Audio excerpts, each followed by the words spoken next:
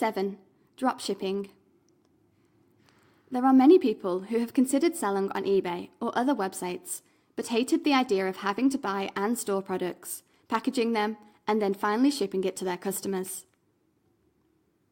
A good alternative for those is called dropshipping. The best part about this method is that you don't have to deal with any of the problems mentioned above. In fact, you won't even have to touch the products at all. When you dropship, all you have to do is sell the products.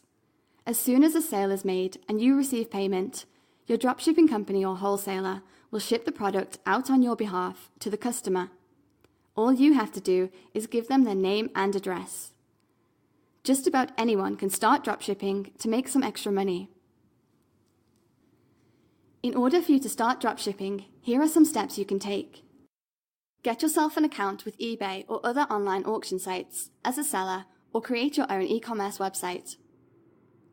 Locate wholesalers who provide dropshipping services. One thing to make sure is that they don't use their contact details on the packages that are sent out, otherwise you could miss out on potential future business with them. You can learn more about different dropshipping companies here. Email or call manufacturers to find out if they dropship, and, if so, do they deal with retailers directly or through a distributor? Doing this will entail that you know the business firsthand. There are many business-to-business, B2B, publications available for free on sites like Free Trade Magazine Source. You should consider subscribing to a few magazines that are in your desired niche. These publications frequently list product manufacturers as well as who you should contact. Choose which products you want to sell. Start advertising these products on eBay or on your own website.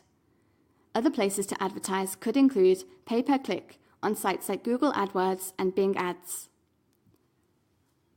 How much money can I make from dropshipping? How much you earn will depend on the difference between the wholesale price you pay and the sale price you sell at. You can make anywhere between a few extra bucks all the way to thousands of dollars per sale, depending on what kind of goods you're offering.